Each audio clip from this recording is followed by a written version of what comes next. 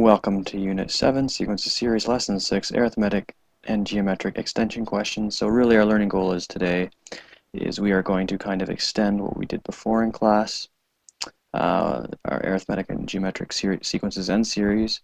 We're just going to go one step beyond what we did, and we're going to try to solve. So here we go.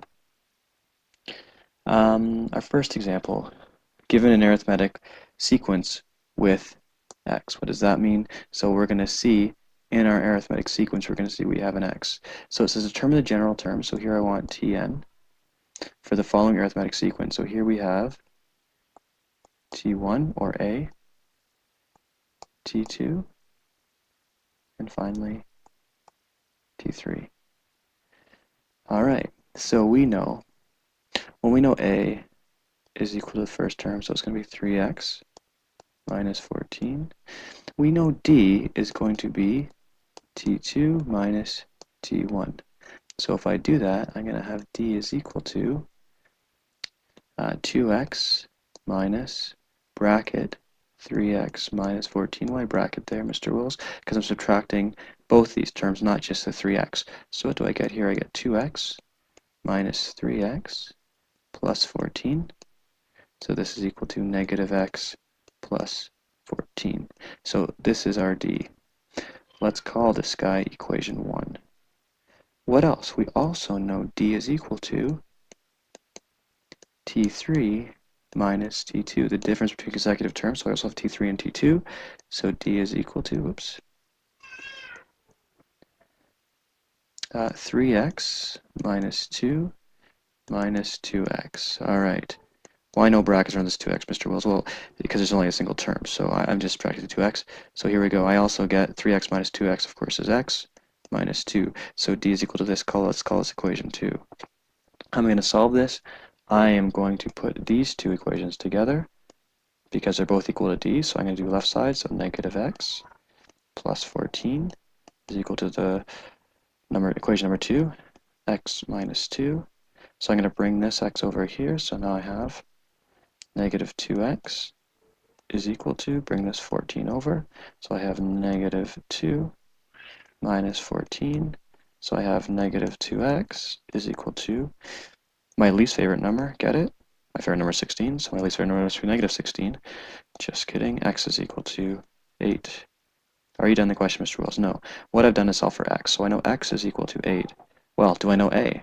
For sure I know a. So now I know that a is equal to 3 times 8 minus 14. So that's 24 minus 14, so I know a is equal to 10. Well, that's good.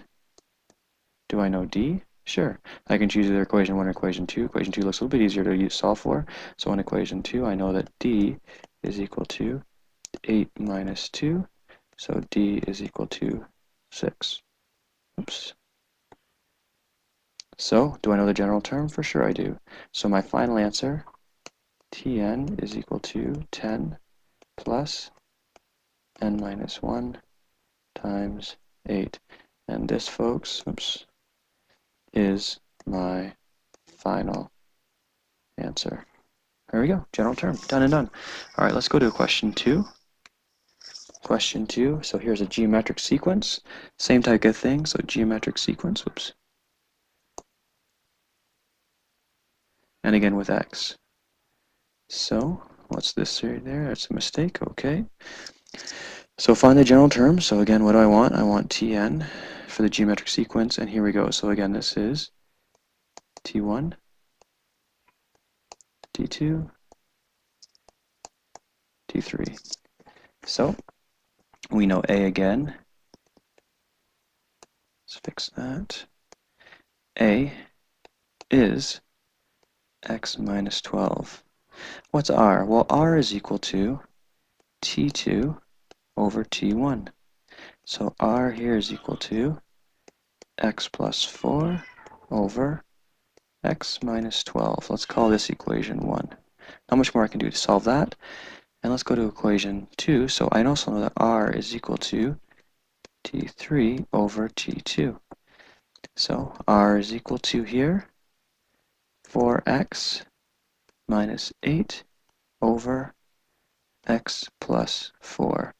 And that's equation 2. So what can I do here? Same thing like I just did the last example. So I'm going to boom and boom. I'm going to set the right sides equal to each other. So I'm going to have here x plus 4 over x minus 12 is equal to 4x minus 8 all over x plus 4. How do we solve this, Mr. Will? We are going to cross multiply. Why do I cross multiply? Over an equal sign. So this guy's going to go up here. This guy is going to go up here. So what am I going to have here? I'm going to have x plus 4 is equal to 4x minus 8. And x minus 12, are those brackets necessary? Absolutely. Why? Because now I've got a FOIL out. So I'm going to FOIL these. I'm going to do it quickly if you don't mind. This is really a grade 10 concept, so I'm going to get x squared plus 4x plus 4x, whoops, plus 16, there's my favorite number again, equals 4x squared minus 48x minus 8x plus 96. So I'm going to bring everything to one side. So I'm going to bring all of this guy, he's going over here. So what do I have then? I've got 0 on this side. When I bring this x squared over, I'm going to have 3x squared. 4x plus 4x, this is going to be minus, so maybe I should do this in more than one step. So minus 48 minus 8 is minus 56x minus 8x from these two. And then 96 minus 16 is 80. So I'm going to have 0 is equal to 3x squared minus, I think this is 64x plus 80. Beautiful. All right. So, quadratic equation, here we go. This is going to be a long one, folks, so hold on. All right, I might have to extend a page here. So, quadratic equation, so x is equal to, so I'm going to have 64 is negative b, so my b value here, maybe I should mention that. So this is my a, my b, and my c. So x is equal to 64 plus or minus square root of 64 squared minus 4 times 3 times 80 all over 2 times 3. So x is equal to, here we go, 64 plus or minus the square root of 3,136. Did I do that in my head? Of course I did. If you really know me, you know I didn't do it in my head. But anyways, so here I'm going to get two values for x. I'm going to get, with the plus, I'm going to get x is equal to 20. With the minus, I'm going to get x is equal to 4 over 3. All right, so these are important. Are these the final answers? Absolutely not, but now I know my x value. Can I find the rest of it? I want the general term, so I need, whoops, I need a and r. So here we go. So I know a is, whoops, well, if x is equal to 20, then I know my a value will be 20 minus 12. So that means a, oops, equal to 8.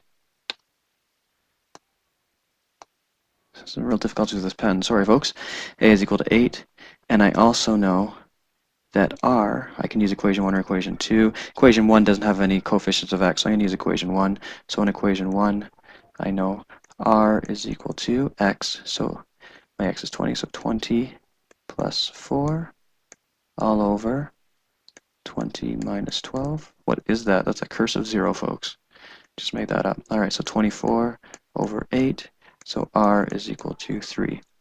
So I've got my a, I've got my r. So what do I have? My general term, here's my first equation. I'm going to have Tn is equal to 8 bracket 3 to the exponent of n minus 1. All right, not too bad. So there we go. Let's call this final answer, number 1. But Mr. Wills, you've only done it for x equals 20. Yes, I have. So there's two answers. So here, there's actually general terms. So what's the other one? Well, the other one, if you can follow my work, is going to be 4 over 3. So I'm going to extend the page here a second. So 4 over 3. So again, here it is. Let's do this in green. So I know my a value is equal to, I go back up here, x minus 12. So now it's going to be 4 over 3 minus 12, using a bit of common denominators. 4 over 3 minus 36 over 12. Not 12, Mr. Wills. Come on, get with it. 4 over 3 minus 36 over 3. I just multiply top and bottom by 3. So a is equal to negative 32 over 3. And then my r is equal to, let's go back up here because I forgot what it is, x plus 12, x plus 4. So it's going to be 4 over 3 plus 4 all over 4 over 3 minus 8. A little bit of fraction work here. Whew. R is equal to, I'm going to skip a step here. When I do this, I get a value of, how much time have I can do it. So this is going to be 4 over 3 plus 12 over 3 all over 4 over 3 minus 8, not 8, apologies, minus 8. So it's going to be 3 times 8 is 24. 24 over 3. What do you get with this? So I get r is equal to, this is going to be 16 over 3 divided by, I'm going to write a division statement, this is going to be negative 20 over 3.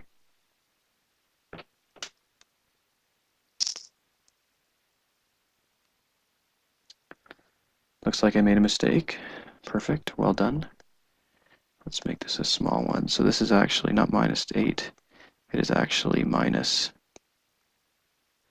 excuse me, this is actually minus 12.